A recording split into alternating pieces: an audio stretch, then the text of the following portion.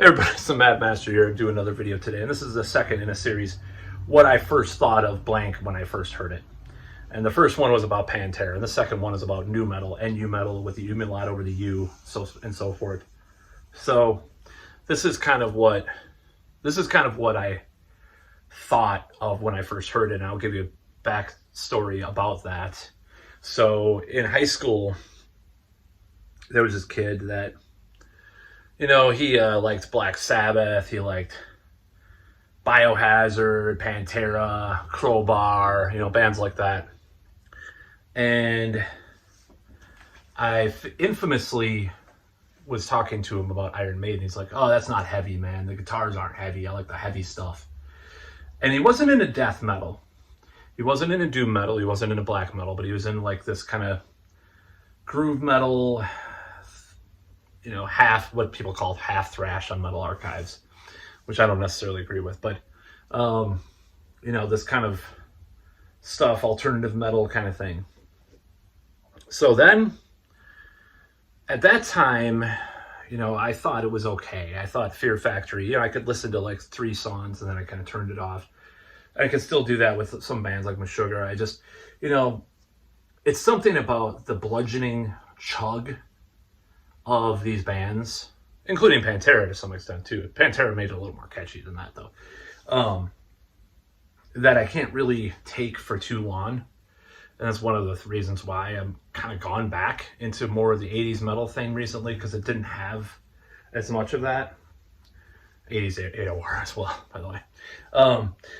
And I do like a lot of modern stuff too, don't get me wrong, but I'm just saying this is kind of what the production was starting to get, that slickness around that time. So there was already death metal and grindcore and stuff that was around. And I'll do a separate video about what I first thought of when I first heard that, because it's a pretty interesting story. But this kid in high school was into all that stuff, like Downset. He bought that album.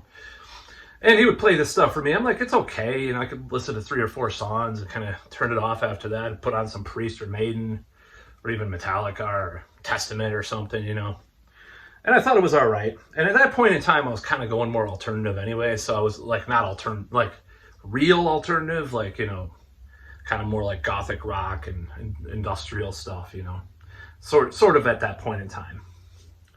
And so he played me the first Korn album. And I'm like, yeah. I was, that's what it was like. I was like, meh, M-E-H, meh.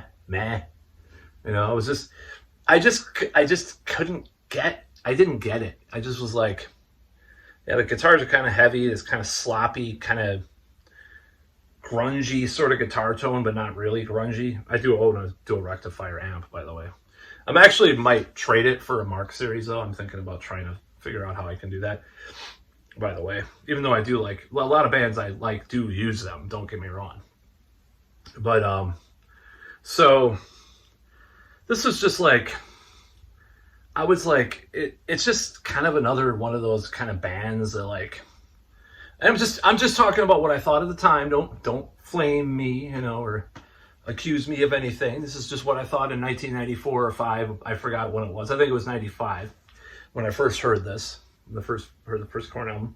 I was like, it just kind of has like this sort of half Primus, who I do like, by the way.